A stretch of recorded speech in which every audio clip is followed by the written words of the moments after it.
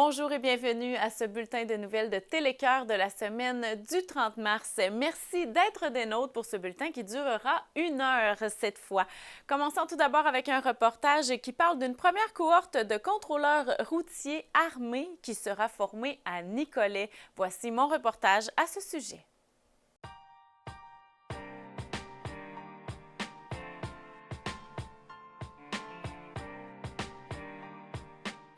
Les contrôleurs routiers du Québec auront une formation en tir. C'est ce qu'on annonçait en conférence de presse le 9 janvier à l'École nationale de police du Québec. Voici mes entrevues à ce sujet.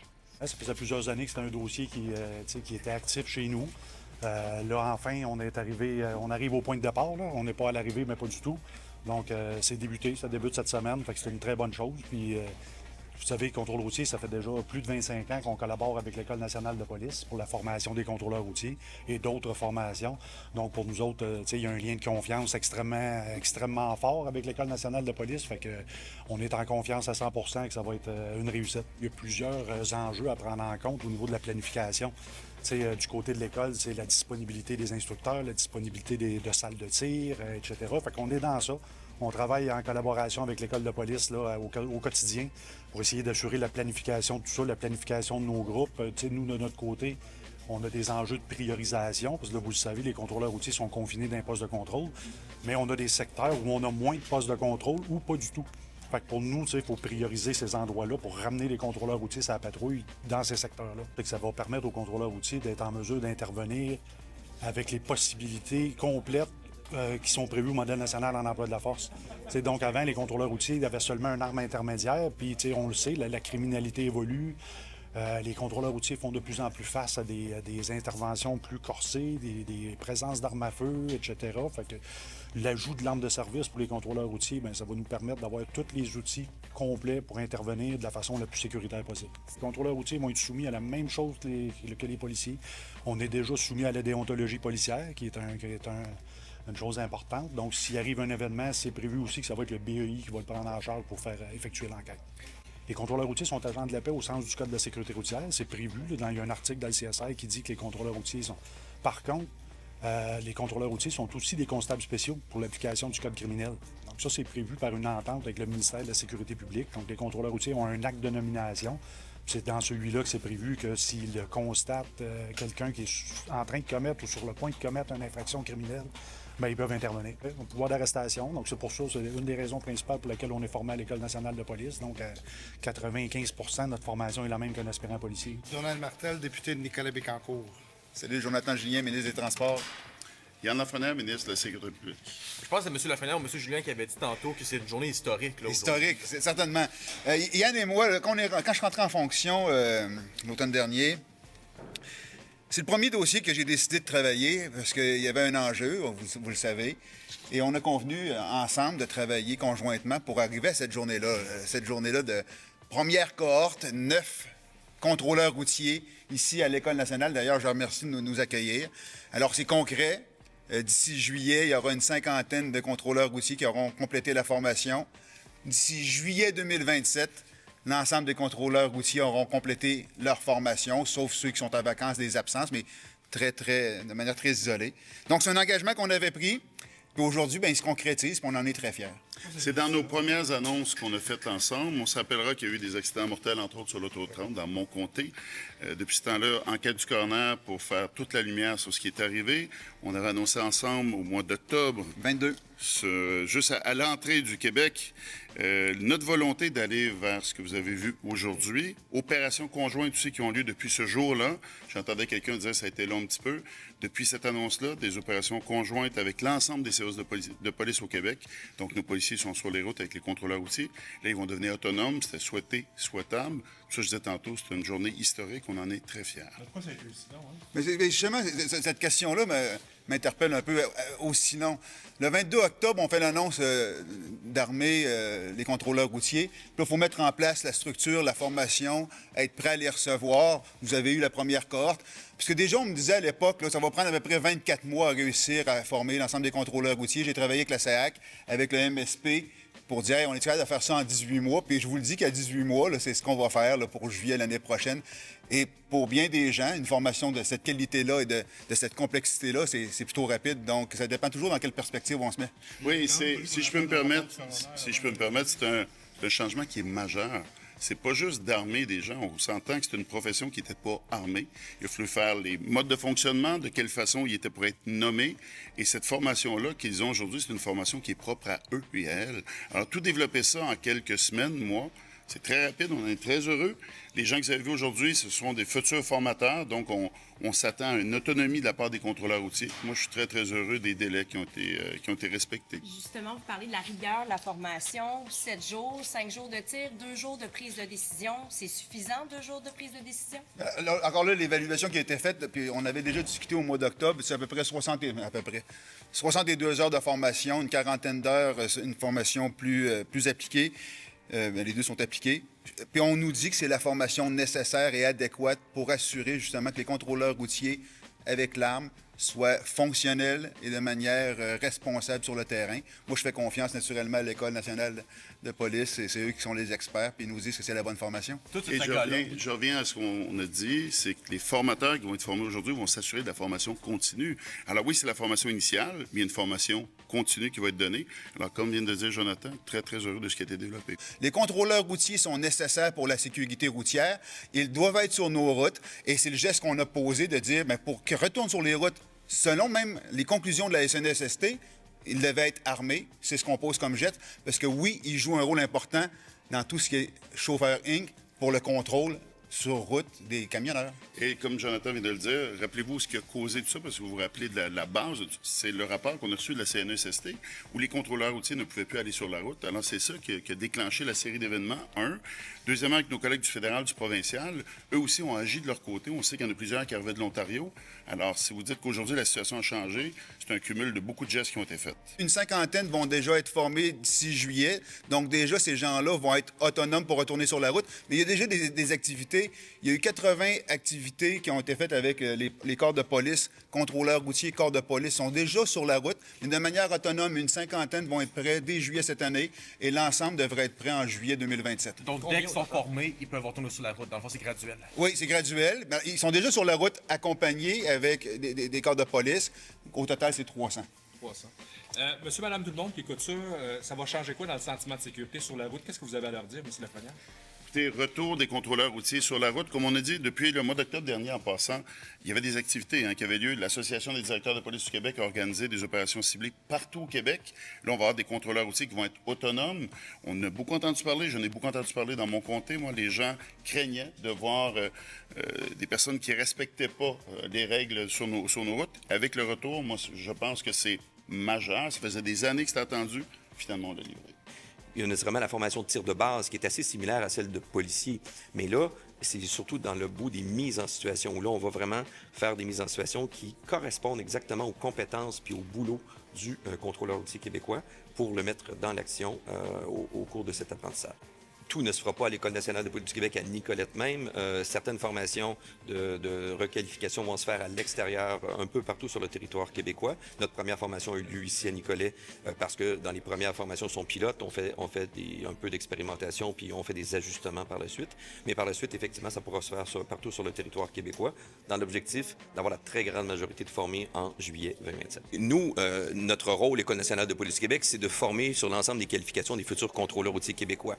Là où il va y avoir un changement pour répondre, entre autres, aux dérogations de la CNESST pour les futurs contrôleurs, ça va être dans la prochaine formation initiale de mars 2027. On va revamper puis renouveler cette formation initiale-là des contrôleurs routiers pour répondre à cette nouvelle réalité-là qui se passe. Vous parlez de chauffeur Inc., mais de plein d'autres réalités que le contrôleur routier doit faire face maintenant. Donc, cette nouvelle formation-là, initiale de mars 2027, va intégrer tout ça, mais aussi tout ce qui est intervention avec arme à feu, ce qui n'était pas le cas dans les dernières formations initiales. On a déjà une expertise interne, effectivement, en contrôle routier. On est avec notre partenaire de Contrôle routier Québec. Il y a aussi des politiques. L'acte de nomination du contrôleur routier est un acte de nomination de constat spécial. Il doit respecter ses pouvoirs, ses devoirs. Ça peut être des mises en situation près d'un camion. Lorsque vous allez mettre de l'essence comme contrôleur routier, ou pas avoir une attaque à main armée dans le dépanneur. C'est des éléments extrêmement larges qui vont faire que le contrôleur routier va être prêt à agir, savoir quel est son pouvoir et son devoir avec l'arme à feu qu'il a maintenant comme un outil complémentaire Mais il faut comprendre qu'on ne part pas de rien, parce que le contrôleur routier était déjà en formation initiale à l'École nationale de police du Québec. Il n'y avait pas l'arme à feu, il y avait l'ensemble des éléments d'emploi de la force et de respect de mise en situation puis de prise de décision qui faisaient déjà partie de son cadre de formation, et ça depuis des décennies.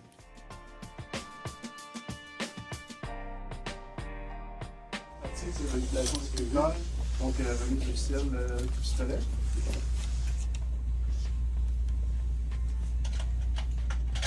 Donc la formation est lancée. C'est parti. Ah, ben, c'est super.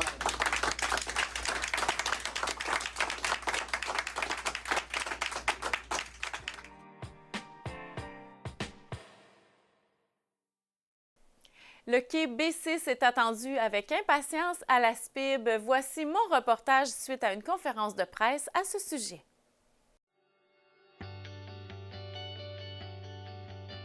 La Société industrielle et portuaire de Bécancour est le premier organisme public au Québec à obtenir un contrat de réalisation de projets intégrés signé. On en discute tout d'abord avec Donald Olivier, son président-directeur général. Tu sais, quand on regarde le plus bas soumissionnaire conforme, je dois vous avouer que souvent, les plans de devis sont sur la base sur laquelle on se poursuit après qu'il y a des réclamations. Fait que donc là, c'est jouer à livre ouvert. Donc vraiment, on s'assure d'une transparence, pas avoir de frais cachés. Et puis, c'est vraiment une approche qui nous permet une transparence et puis on s'assure d'avoir le juste prix. Tu sais, nous, ce qu'on souhaite, là, c'est vraiment... l'entreprise privée est là, doit faire un certain rendement, puis c'est vraiment accepter tout ça.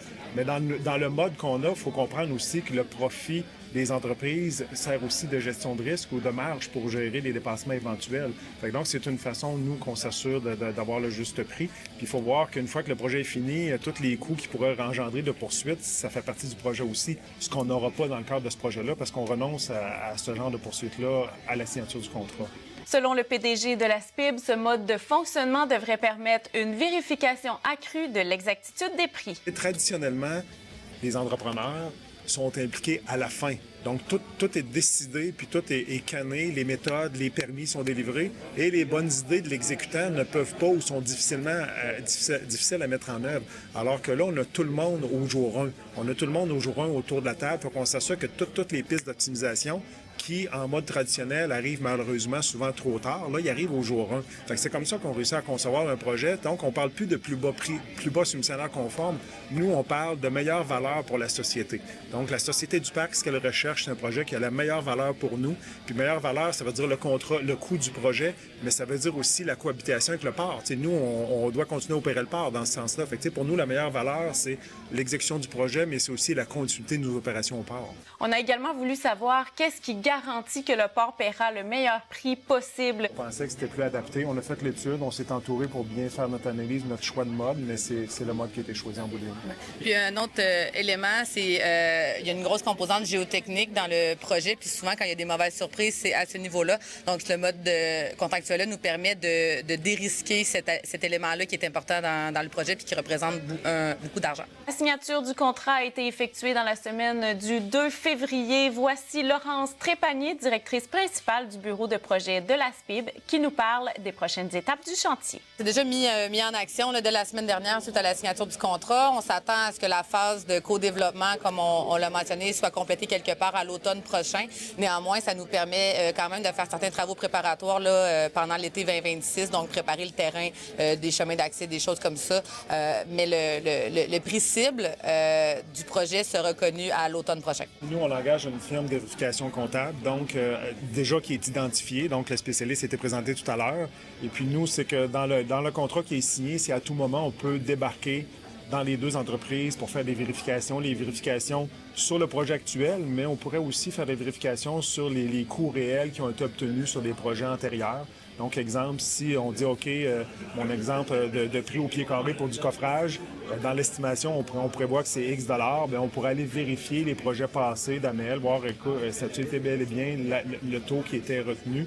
Donc, c'est vraiment transparent. T'sais, donc, les gens, tous les gens qui ont accepté de déposer des offres dans le cadre de notre projet accepte de jouer à livre ouvert. Quelqu'un qui ne veut pas jouer à livre ouvert n'a pas déposé d'offre parce que ça vient avec. C'est une obligation d'ouvrir ses livres et puis pas juste des rapports qu'eux autres nous livrent, mais de débarquer chez eux puis de parler à leur CPA puis de demander des rapports à leur CPA pour bien comprendre la dynamique. Nous autres, on est ouverts et on veut travailler en collaboration puis de travailler à livre ouvert, aller faire les projets au bout de temps, puis avoir la majoration qui vient avec. Nous, on est bien ouverts, c'est ce qu'on veut développer. Puis avec, je pense... Oui, mais la transparence est là. La transparence est là, oui.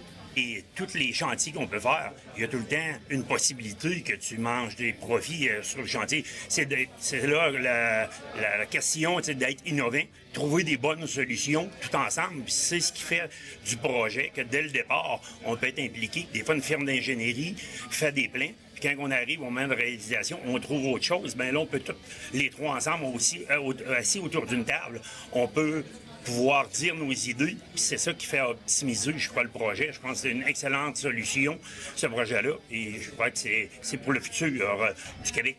Puis, tu sais, mettons, si on parle ça pourrait avoir un impact sur le profit, mais il faut comprendre que dans l'étape de validation, on fait une analyse de risque. Et ensemble, les trois parties, on va juger que, OK, mettons, si on juge, exemple, pour la géotechnique, il reste un risque résiduel, on convient tous qu'il faut prévoir un 5 millions ou un 10 millions, bien, on le décide là, et cette marge-là de gestion pour risque sera là. Fait que donc, l'entrepreneur participe à la gestion de risque et on fait une gestion du risque concertée et qui fait du sens. Puis on n'a pas d'intérêt à avoir trop de marge pour risque parce que c'est du contenu qu'on ne réalisera pas.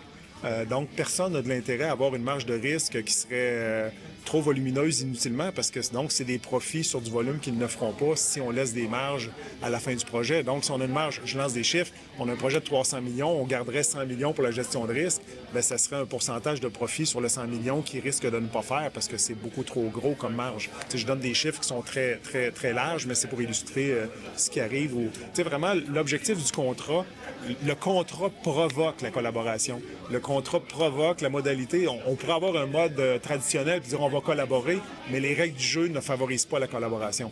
Alors que là, au jour 1, on renonce à se poursuivre. On dit on travaille le projet ensemble du jour 1. Les fameuses méthodes environnementales que l'entrepreneur n'est jamais impliqué parce qu'il faut faire ça en amont, il va être impliqué. Et non, c'est vraiment une approche totalement différente. T'sais, pour nous, là, il y a déjà eu une rencontre de consolidation d'équipe la semaine passée. Et puis, tout le monde a un chandail de la même couleur parce qu'on veut donner le ton que c'est pas CIMA, c'est pas Amel, c'est pas la SPIB, c'est l'équipe Horizon. Et puis, vraiment, c'est comme un changement de paradigme dans la façon de travailler. Et puis, je pense que ça va... On va tout faire, nous, pour avoir du succès. Puis nos partenaires aussi vont aller dans ce sens-là. Et c'est certainement promoteur, pas juste pour la SPIB, mais tu sais, le Québec s'en va là. Là, ça donne, puis c'était pas prévu comme ça, mais ça donne qu'on est les premiers à contracter ce mode-là. C'était pas une course contre la montre, c'est juste parce que nous, on était déjà prêts. Il y a un bonus qui peut être possible aussi si on est performant. Fait qu'on a tout avantage à faire des bons plans et devis, puis ça fonctionne en fonction des méthodes de travail de l'entrepreneur, puis d'optimiser le tout pour que ça soit efficace. Au bout de la ligne, dans le fond, c'est qu'on augmente notre profit. On veut faire un bon projet, on est à risque, mais on a une possibilité de profit. Fait que ça amène toute la volonté d'être performant. On s'est également informé quant au potentiel risque de ce mode de fonctionnement qui est nouveau au Québec. C'est sûr qu'il y a quand même certains risques, mais c'est pour ça que, bon, Gabriel Jobidon, spécialiste en contrôle public, qui est avec nous, Maître Sarrazin qui est avec nous. Fait que donc, ce qu'on a fait, c'est qu'on s'est assuré de bien s'entourer. Tu sais, je vous dirais, le conseil d'administration a dû approuver ça. Fait que le conseil d'administration a eu une formation sur le mode RPI. Donc, on lui a pas amené une brique de 2 pouces puis approuvé ça. Donc, on les a vraiment préparés. Donc, nous, on a pris une décision en connaissance de cause. Le conseil d'administration a pris une décision de cause. Et le fait que c'est nouveau, c'est vrai qu'il y a un certain risque, mais la façon de mitiger ce risque-là, c'est qu'on s'entoure bien et on va même documenter comment le projet va pour s'assurer qu'il s'il y a des leçons apprises, bien, que d'autres organismes ou d'autres ministères puissent en tirer profit. Allons voir maintenant si le ralentissement au niveau de la filière batterie a des effets sur le port de Bécancour. Le port est déjà en haute saison, il est déjà à capacité. Donc, de juin à octobre, là, il y a comme pratiquement plus de place. Donc, le quai B6, on l'aurait déjà demain matin et il serait déjà occupé. Fait que c'est vraiment stratégique, hein? Non seulement pour le parc industriel, mais il y a d'autres activités. Donc, la fameuse transition énergétique, les fameux minéraux critiques, les gens ne le voient pas trop clairement, mais il y a beaucoup de mines qui se développent dans le nord et que leur point de départ est Bécancour. Fait que c'est vraiment stratégique pour nous. Puis c'est quand même de là que vient la majorité des revenus de la SPIB. Parce qu'il faut se souvenir que la SPIB doit faire ses frais. Donc, nous, on doit boucler notre budget annuel. C'est pas le gouvernement qui assure notre viabilité financière. Fait que donc, le port est une source de revenus importante pour nous. Cette année, ça va être la plus grosse année historique au port. Donc, 8 mois sur 12, c'est plus élevé que notre plus grosse année, 12 mois sur 12. Donc, au 31 décembre, avec 8 mois sur 12 de fait, on est déjà plus haut que notre plus grosse année qu'on avait fait en termes de revenus. Donc, en termes d'achalandage au port, plus de 180 navires, près de 10 millions de revenus portuaires après 8 mois. On n'avait jamais vécu ça. Donc, on peut dire que l'effervescence du Québec a bien servi le port de Bécancour. On prévoit les premiers bateaux à partir de 2029. Déjà, on refuse des navires, mais le défi de tous les ports du Québec, c'est d'être capable d'avoir l'opération en genre de décembre, janvier, février, mars, la basse saison. Mais assurément, le Québec 6 serait là demain matin, puis il serait déjà occupé de juin, octobre. Donc, on l'attend impatiemment, puis nos partenaires l'attendent aussi impatiemment.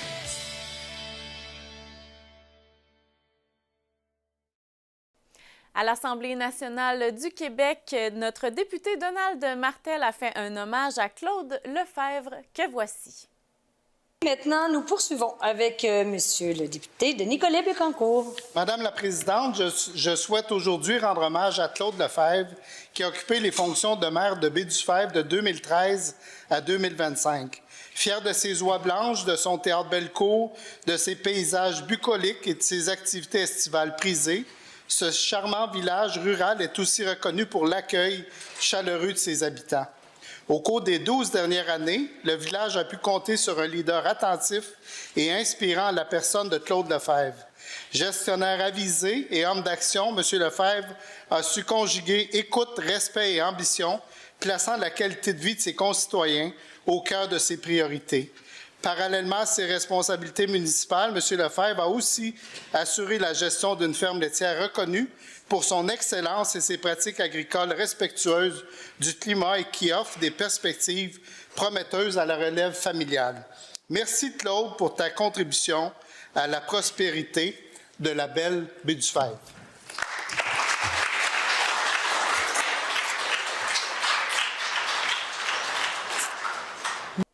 La course Esprit Saint et la Fondation du Collège Notre-Dame de l'Assomption s'unissent pour la prévention du suicide. Voici un reportage à ce sujet.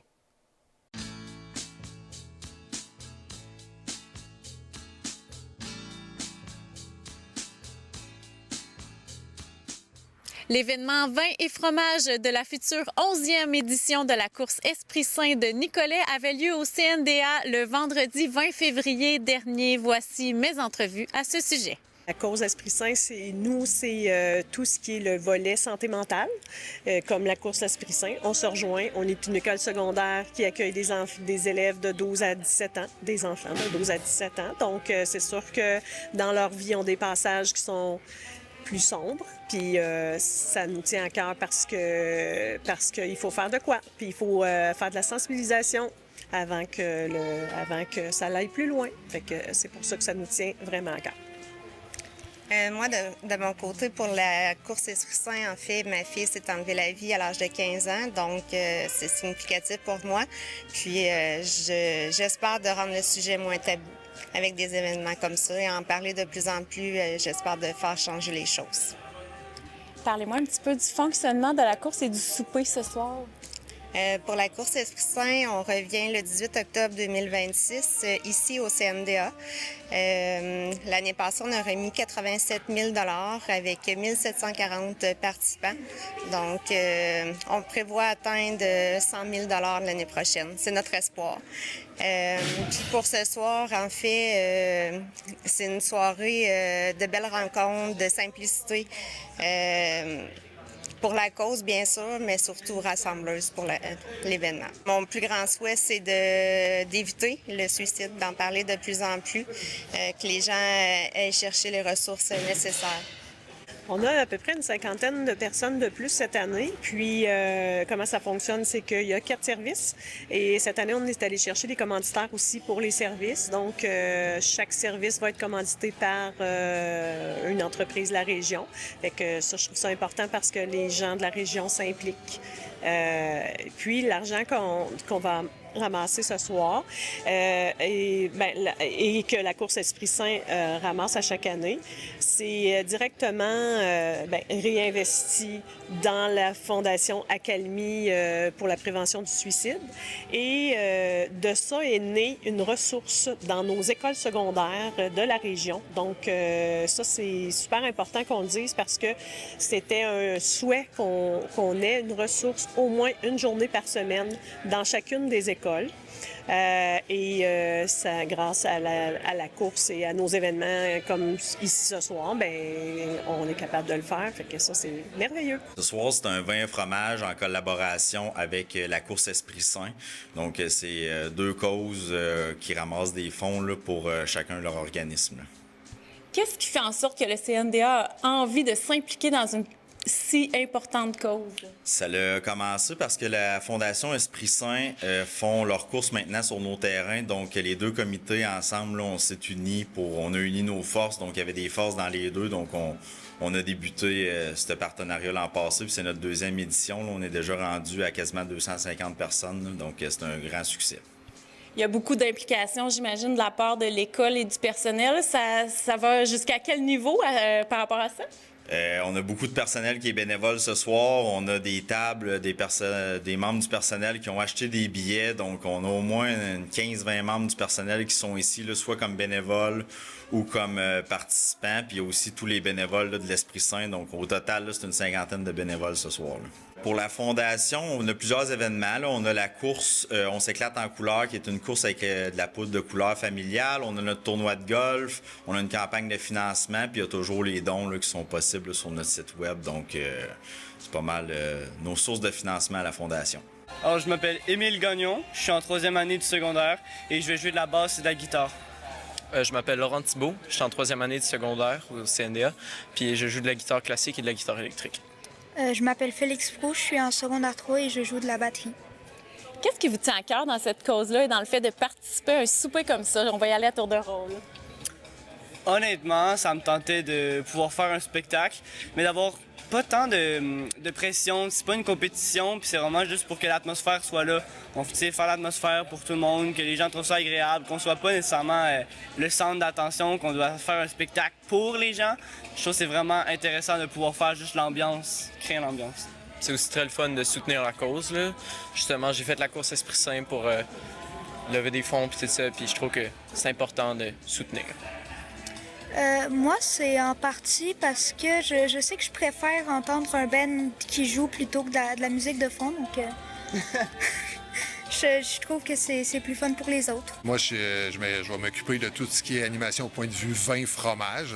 Et puis, c'est pour la cause prévention suicide et pour la Fondation CNDA. Donc, c'est une belle application à faire. Oui, même chose pour moi. Je pense que la cause me tient vraiment à cœur. Amis très proche aussi de la famille. Quand Esprit Saint est arrivé, l'événement est arrivé, c'est notre 2e année ensemble à co-animer. Mon oncle aussi, en même temps d'être sommelier. Fait que c'est tout le temps une belle activité. On est super contents d'être là chaque année. Et Maud, on te voit un peu partout. Tu es une femme occupée. Donc, de revenir dans ton milieu, faire ce genre d'événement, ça te tient à cœur?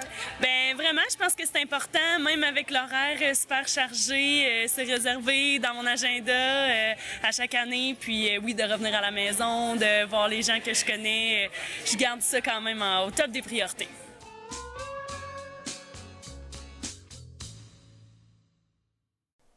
Ça bouge à Grand Saint-Esprit et on a le maire de la municipalité pour nous en parler.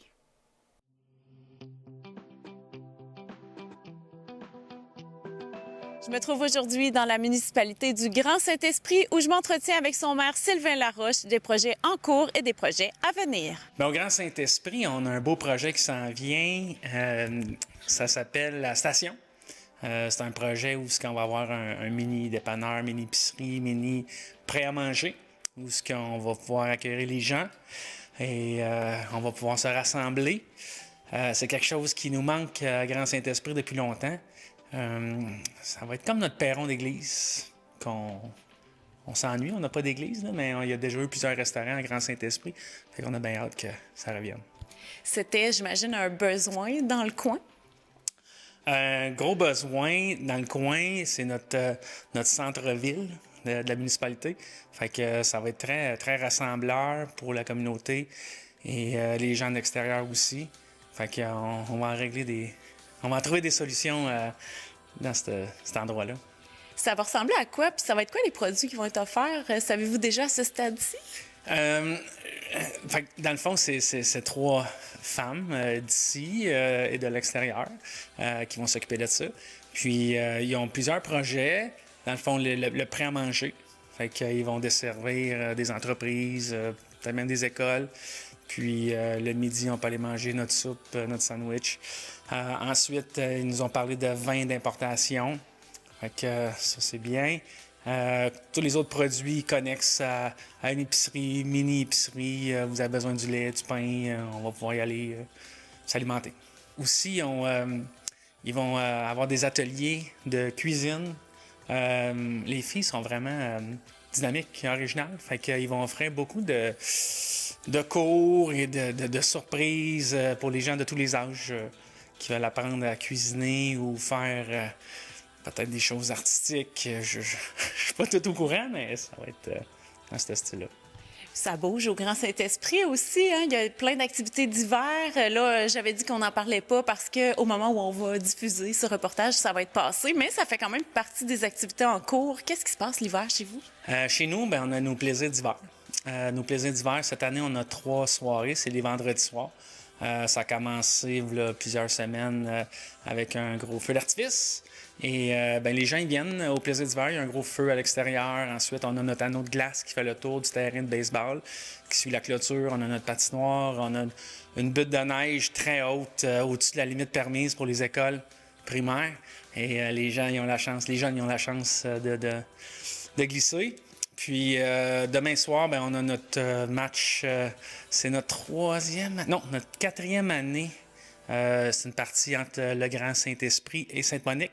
Dans le fond, c'est des citoyens qui viennent jouer à snoot, du hockey bottine. Puis on a un trophée.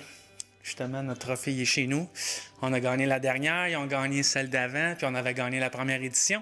Fait que c'est notre 4e édition. Fait que ça bouge quand même bien l'hiver. Ben oui, ça bouge vraiment. Puis en plus, les villages autour se mettent ensemble pour faire des activités. J'ai entendu parler d'une marche le soir. Oui, la Saint-Crème de randonnée, c'était vendredi passé. On est associé avec Sainte-Monique. Surtout, c'était l'idée de Sainte-Monique. Les loisirs, de faire ça chez nous, dans le bois de la Moraine, notre ski de fond. La famille Wallet qui s'occupe de la Moraine, puis qui offre ça à la population d'ici et l'extérieur. Fait qu'on peut aller faire une marche en raquette.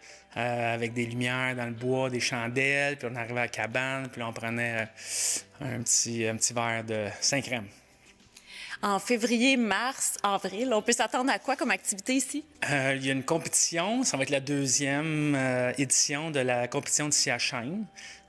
C'est tout nouveau, c'est des gens même de l'extérieur de notre municipalité qui s'en occupent, mais on a un beau site ici, fait que c'est une belle réussite. Côté projets municipaux, qu'est-ce qui se passe au conseil? Est-ce que ça bouge?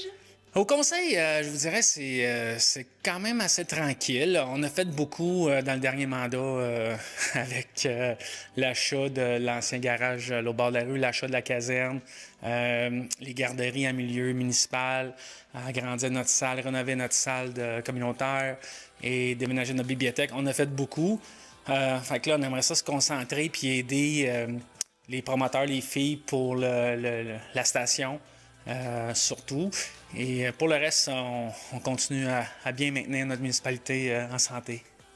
On est devant l'éventuelle station, fait que côté aménagement, les 2 portes de garage, l'été, il va être ouvert.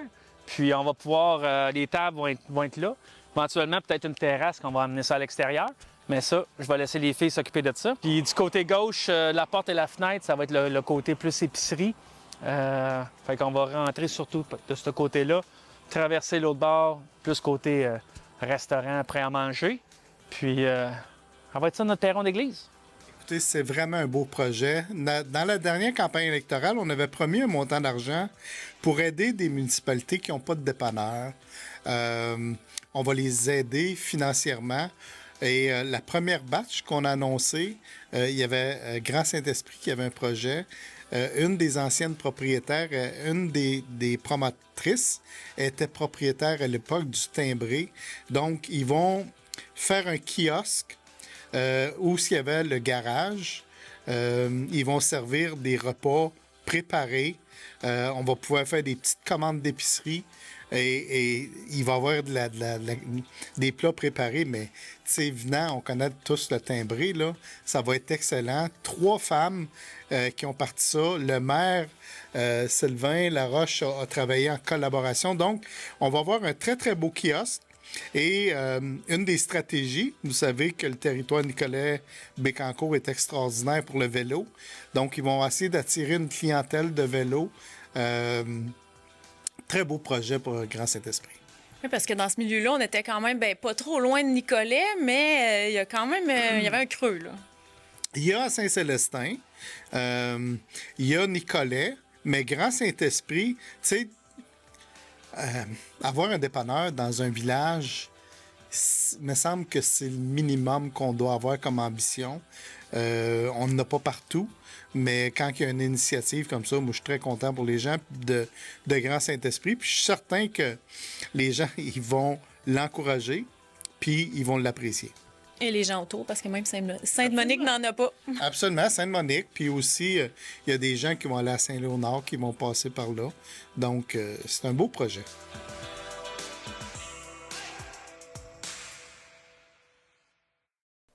Toujours dans cette municipalité, on retourne en arrière, donc vraiment en arrière dans l'été, où Claudie Geoffroy s'était rendue sur place pour la compétition de chaises de bureau. 9 août 2025, je me trouve présentement à la municipalité de Grand Saint-Esprit pour un événement mettant à l'honneur les chaises de bureau. Mon nom est Claudie Geoffroy et je vous y invite avec moi. Qu'est-ce qui se passe aujourd'hui à Grand Saint-Esprit, Chantal? Le Grand Prix de course de chaises de bureau, l'édition 2025. Quand même, c'est pas la première édition tout de même de cet événement. C'est la 3e édition. Cependant, c'est la 2e fois qu'elle aura lieu parce que l'an passé, à cause de la tempête débit, on avait dû annuler malheureusement l'activité. Comment ça se déroule une journée comme ça, là, une compétition de la sorte? Peux-tu nous en dire plus? Bien, nous autres, c'est surtout un événement familial aussi. Fait que c'est un prétexte d'avoir la course de chaises de bureau, là, mais parmi d'autres choses. Donc, en début de journée, il y a des jeux gonflables. Ensuite de ça, il y a la course de chaises de bureau. On a un camion de bouffe aussi parce qu'on n'a pas de restauration dans notre petite communauté. Donc, c'est facile de faire un rassemblement familial puis de manger ensemble à l'extérieur. On a la tenue de la course de chaises. Puis à la suite de ça, on va avoir une soirée country animée par DJ Pat. Et j'oubliais aussi qu'entre la course et le DJ, on aura un chansonnier, Hugo Lefebvre, qui va faire une prestation aussi pour nous autres ce soir. Il y en aura donc pour tous les goûts aujourd'hui, Chantal. Ouais. Puis il y a aussi des feux d'artifice et un peu de joie, histoire d'enlever l'humidité d'aujourd'hui dehors. Et là, ben, parle-nous de la course de chaises de bureau. Vous êtes les seuls au Québec à faire ça? Ah, on est les seuls en Amérique. Wow. Les autres qui tiennent une course comme ça, c'est au Japon puis en France. Mais en Amérique, on est les seuls à tenir un événement comme ça, une course de ce type-là. Puis comment ça fonctionne? Les gens s'inscrivent? Est-ce qu'ils peuvent ajouter des attributs à leur chaise, des moteurs? Comment ça marche? Pas de moteur, parce que c'est propulsion humaine, mais il y a possibilité de modifier les roulettes selon la stratégie. On peut varier le poids de la chaise selon la stratégie aussi. Ça, c'est au choix de l'équipe. Les équipes s'inscrivent, sont 4 participants par équipe. C'est une course à relais, donc c'est une chaise par équipe. Il faut être muni d'un casque, au cas où, des fois, qu'il arriverait des petites intempéries. Des petites intempéries. Là, il y a une belle réponse. Il y a beaucoup de monde ici aujourd'hui. On est très contents. On suscite un bel intérêt là, chez la population régionale pour participer. Avez-vous eu un grand taux d'inscription? Je pense que là, il y a beaucoup de gens qui vont compétitionner. Oui, on a un beau taux d'inscription. On est contents. Là, on a 10 équipes. À ma connaissance, là, à moins qu'il y ait eu une équipe qui se soit rajoutée là, à la dernière heure, là, puis que ça soit pas venu à mes oreilles, là, mais on est quand même une dizaine d'équipes. Fait qu'il y a une quarantaine de participants. Puis, à la mi-temps, c'est les enfants qui peuvent prendre part à la course. Donc, souvent, il y a entre 7-10 enfants aussi. Fait que ça fait quand même une cinquantaine de personnes là, qui s'adonnent à ce sport inusité. Sylvain Laroche, maire de Grand Saint-Esprit. Maire et aussi participant à l'édition de la course des chaises de bureau. Comment tu vis ça? Présentement, je suis fatigué. Ça fait 3 courses qu'on fait. On s'est qualifié pour la finale. Puis là, je vais te dire, j'en morte.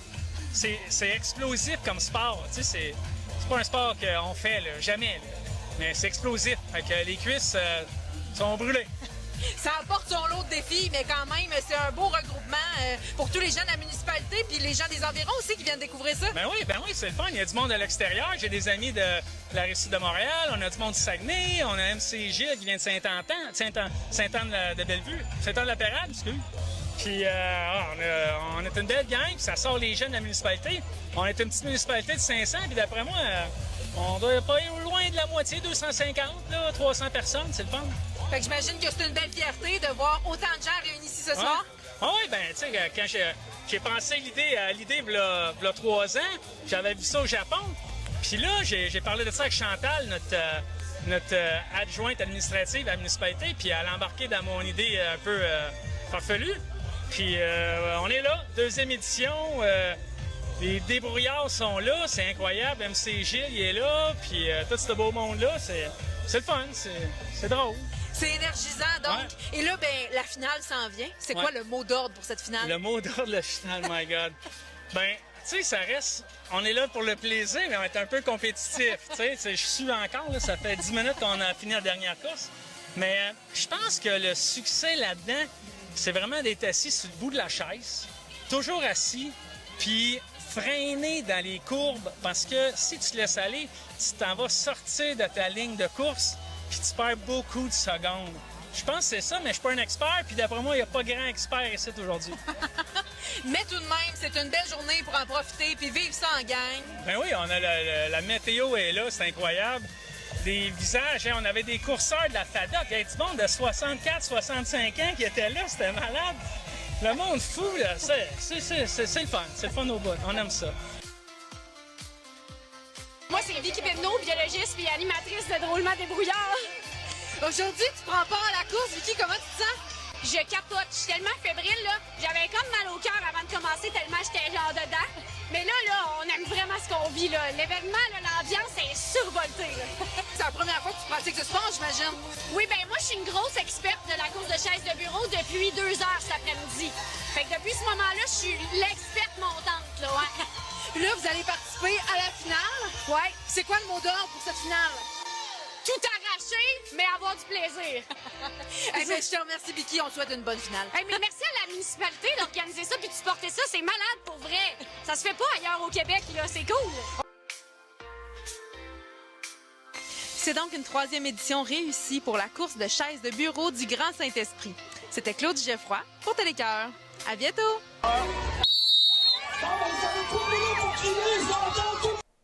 On annonçait lors de l'été 2025 un tournant majeur au Moulin Michel de Gentilly et on a Lynn Richard pour nous en parler.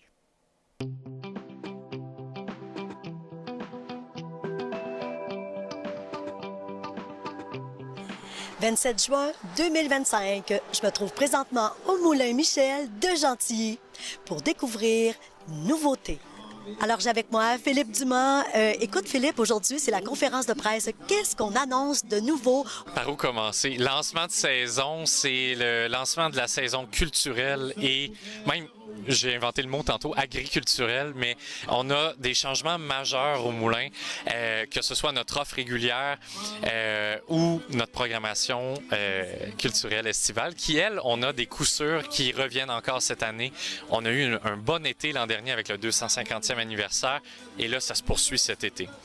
Donc, dans les changements et dans les nouveautés, on est vraiment fiers. On va y aller comme ça avec un petit peu de nostalgie. On avait la crêperie champêtre qui était notre restaurant, service à table en terrasse, même l'an passé, qui s'appelait la buvette rurale avec le chef Michael. Mais tout ça, cette année, on change. On s'inscrit, oui, dans l'itinéraire touristique, on va dire. On a des gens qui s'arrêtent au moulin pour nous découvrir, mais aussi dans le quotidien des gens.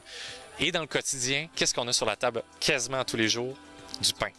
Donc, avec la boulangerie Robin qui s'installe à temps plein et à l'année au moulin, dans la cuisine, bien, on va être en mesure vraiment de encore plus faire partie de la vie des gens qui vont pouvoir venir chercher leur pain au moulin, une fois par semaine, une fois par jour s'il faut. Mais ça, c'est pour l'histoire du moulin, de son histoire récente, puis d'où il vient, on va dire ça comme ça.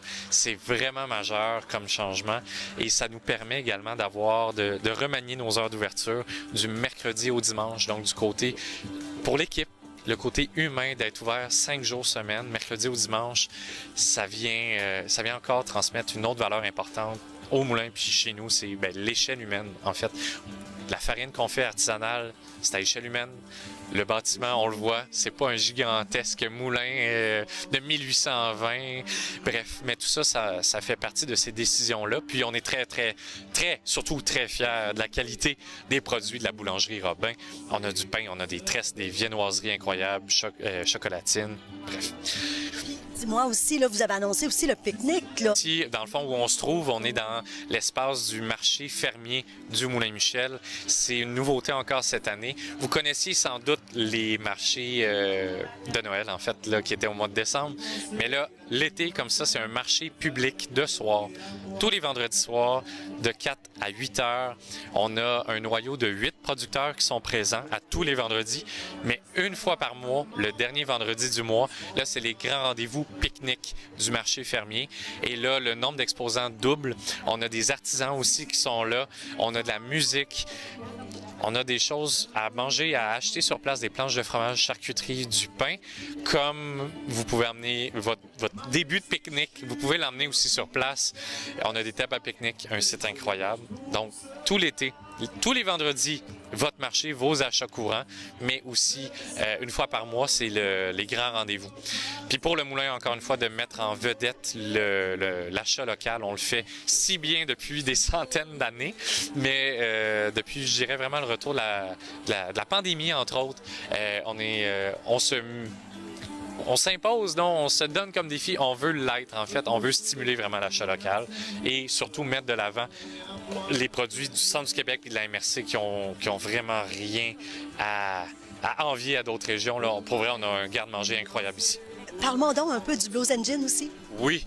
En plus de toute la portion, on va dire, gourmande, on a un été culturel encore important avec chef de file, chef de la programmation, le festival Blues et Gin au Son du Moulin. C'est sa 5e édition cet été déjà. C'est né d'une collaboration avec un comité citoyen des mélomanes de blues. On a levé ça fait 5 ans en 2021. Et là, la 5e édition, on bat déjà des records de pré-vente. Et ça encore à échelle humaine. On ne parle pas d'un grand festival pop avec des 10 000 de personnes par jour, des 20 000 personnes par jour. C'est quelque chose qui est à l'échelle du site du Moulin. Ça aussi, on en est très fiers parce que les artistes en parlent beaucoup. Ils vivent un très beau moment ici. Puis les festivaliers, c'est un contexte, un cadre totalement enchanteur pour eux aussi. Merci, Philippe.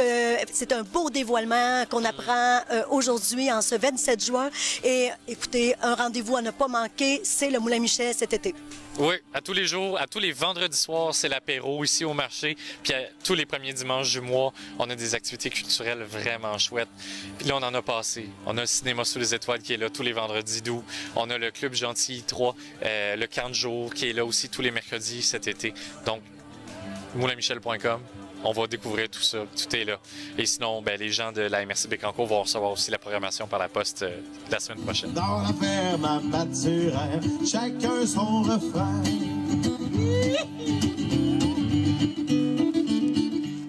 Et c'est Aline Richard pour Télécœur.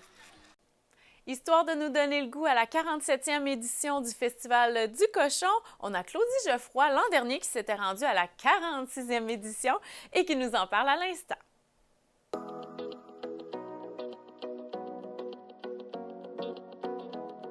3 août 2025, en direct de Saint-Perpétue pour le Festival du Cochon. Mon nom est Claudie Geoffroy et je vous y emmène avec moi. Julie, cette année, grosse édition du festival, c'est la combienième? C'est la 46e édition. 46e quand même, fait que ça roule bien là quand même au Festival du Cochon. Ça roule bien, ça fait quelques années, on est content d'être un festival bien établi dans la région. Puis là, dis-moi, il y avait quand même une grande programmation pour les festivaliers cette année? Oui, on a eu des belles foules à tous les soirs, on avait des foules aussi très, qui étaient très enflammés, ils participaient beaucoup, c'était vraiment une belle foule à voir. Si on parle un petit peu de cette programmation-là, notamment musicale, vous avez reçu des gens bien établis au Québec aussi, des vedettes internationales? Oui, exactement. On a eu Éric Lapointe, La Chicane, les gars du Nord. On a eu Smash Mouth aussi là, qui sont descendus de Los Angeles, je crois, pour venir faire un spectacle à Sainte-Perpétue, puis qui s'en retournaient en Saskatchewan après continuer. Fait que c'était vraiment le fun. Puis quand même, c'est ça, on parlait, oui, de l'offre de spectacle, mais quand même, il y avait des activités pour toute la famille ici en fin de semaine. Oui, exactement. On avait un concours de barbecue pour leur 6e édition. On avait aussi aujourd'hui là, les dragues de rue qui sont là. Puis on avait les tirs de chevaux aussi hier. Fait que il y avait beaucoup d'actions sur le site.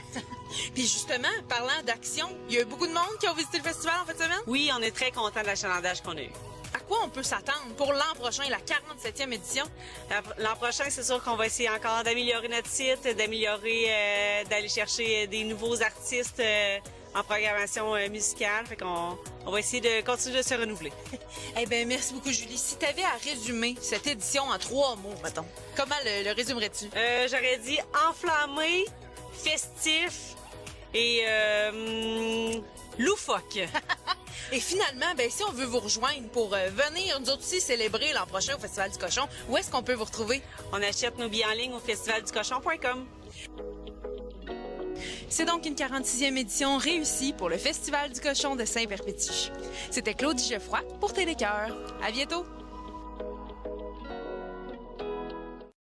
On parle maintenant du Salon du livre et des artisans de Saint-Wenceslas. Voici un reportage de Claudie. Je suis allée à la rencontre de Rose Plourde pour discuter avec elle d'un événement littéraire qu'elle organise à Saint-Wenceslas cet été. C'est un salon du livre et artisan qui va se dérouler à Saint-Wenceslas, place du Parc, le 16 août de 9h à 17h. Donc, on va avoir environ 20 auteurs, 10 artisans dans le meilleur des cas, qui vont être là pour faire la signature de leurs livres, vendre leurs produits, des bracelets, des tasses. Ça va être varié. Peut-être avec même quelques caravanes là, qui vont avoir de la nourriture avec eux également. Je pense qu'il va y avoir de la musique aussi, c'est ce que tu me disais? Il y a Jaël Bird-Joseph qui va être là avec The Journal of Forgotten Memories, son album à lui. Joseph qui est Jaël qui est un auteur, compositeur, interprète. Est-ce que c'est le premier événement de la sorte qui est organisé?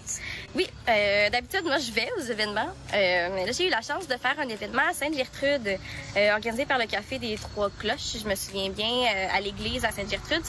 On avait quand même beaucoup de monde. J'avais trouvé ça intéressant, dans un petit village, d'avoir un salon du livre et artisan.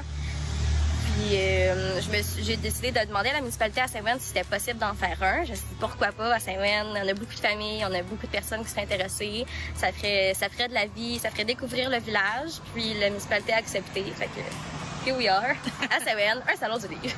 Dis-moi, tu sais, toi, c'est ça, là, d'organiser pour la première fois un événement comme ça, c'est sûr que tu y as participé, tu en as vu souvent, mais de l'organiser, comment tu trouves ça? C'est excitant, c'est le fun. Surtout avec tous les contacts que j'ai, c'est un peu plus facile que partir avec une base de zéro. Je prends contact avec les organisateurs d'autres salons, avec des amis auteurs, j'ai beaucoup d'auteurs de bénévoles avec qui je peux discuter. Puis moi, je m'en vais en événementiel en fin septembre. Je vais faire un AEC en gestion et planification d'événements. Ça me donne une petite marque de départ. Puis après ça, pendant mon cours, je vais pouvoir voir qu'est-ce que j'ai bien fait, qu'est-ce que j'ai moins bien fait, comment est-ce que je peux l'améliorer. Fait que je trouve que c'est intéressant. Tantôt, tu me disais qu'il va y avoir des exposants, il va y avoir des auteurs. Est-ce qu'il y a des auteurs qui t'ont marqué dans ton parcours, qui t'ont aidé à progresser dans ton parcours parce que tu es écrivaine, toi aussi? Oui, des auteurs qui vont être présents, qui m'ont aidé. Bien, on a Guillaume Morissette, qui je suis bien heureuse d'accepter d'être là aujourd'hui. Guillaume m'a marqué par sa présence dans les petits salons. C'est quand même un auteur qui est bien connu, bien apprécié du public. Puis, quand j'ai commencé à faire des salons, justement, en tant qu'auteur auto-édité, j'allais faire des petits salons à Sainte-Sophie, à Saint-Narcisse, pas nécessairement des gros salons connus. Puis de voir qu'il y avait le Guillaume Morissette au petit salon, je trouvais ça super intéressant. En plus, c'est quelqu'un qui a une bonne présence, il est dynamique, il est fin. La première fois que je l'ai rencontré, c'est avant même d'être auteur, j'étais en train d'écrire mon premier. Il me prend son livre, il me dit « Toi, c'est ça qu'il faut que tu lises. » Quelle belle façon de commencer une discussion. Mais pourquoi? Pourquoi est-ce qu'il faut que je lise celui-là?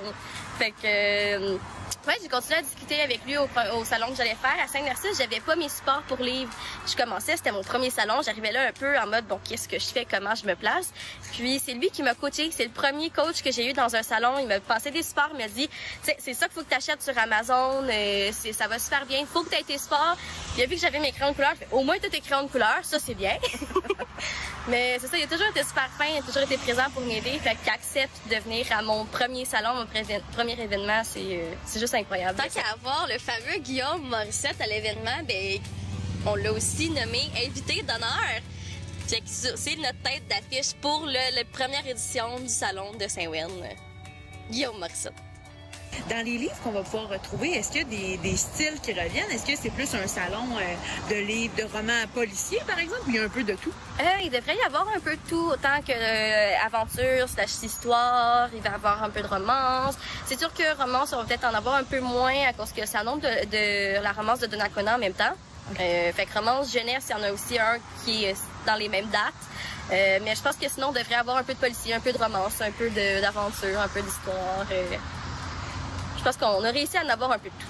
Puis tu sais, dans le fond, pour toi aussi, c'est une belle expérience parce que tu vas aller à la rencontre des gens de par chez toi qui lisent de tes romans. Mais oui! Je trouve que c'est une bonne opportunité pour les gens de Saint-Wen. Tu sais, on a beaucoup de familles, puis je pense que quand on a une grande famille, moi je viens d'une famille de 6, donc ça revient cher faire des activités, des fois se déplacer, les prix augmentent. Fait que le fait d'avoir une activité proche de chez nous, je pense que les familles vont adorer d'aller voir un concert, d'aller voir Joël qui va être là, va faire 2 représentations de 40 minutes de 10h à 10h, puis une à 13h, de pouvoir voir Guillaume Morissette, parce que je sais qu'on en a beaucoup des lecteurs de Guillaume Morissette. Puis même des gens ici qui me connaissent, qui savent que j'ai écrit, qui m'ont dit hey, j'aimerais ça avoir un exemplaire signé. Puis on dirait que je suis comme jamais là pour venir en porter directement. Ils vont pouvoir venir venir voir le livre, avoir une signature en direct, venir jaser. Ça va être une bonne occasion de partager ton art dans ton coin. Exactement. Peux-tu nous redonner les informations en rafale là, pour les gens qui souhaitent être présents? Ben oui. Donc, ça va être au parc de l'église, s'il fait beau. S'il y a de la pluie, on a le centre communautaire qui est là pour ça. Les auteurs, pour les auteurs, ils vont arriver un petit peu avant pour se placer. Donc, on va éviter d'être autour entre 8h et 9h. 9h, ça commence. Là, vous pouvez venir vous déplacer. Ça va être là jusqu'à 17h. Donc, on a une belle journée complète, là. Fait que ceux qui travaillent de jour, qui vont être là dans l'après-midi, vous allez avoir le temps. Ceux qui travaillent de soir, vous allez avoir la matinée. Ça va être parfait. On espère que ce segment estival vous a donné le goût à l'été prochain. On parle d'été prochain, mais je pense qu'on peut déjà compter les semaines parce que la semaine du 30 mars, ça s'en vient. Moi, je vais me le permettre de compter les semaines avant les vacances. Alors voilà, c'est ce qui conclut ce bulletin de la semaine du 30 mars à Télécœur. Et en attendant la semaine prochaine, n'hésitez pas à m'envoyer vos suggestions ou commentaires, donc que ce soit pour le bulletin de nouvelles ou pour toutes les autres émissions de Télécœur. Vous pouvez le faire au 88 714 2953. Ça va me faire plaisir de recevoir vos appels. Merci et bonne semaine.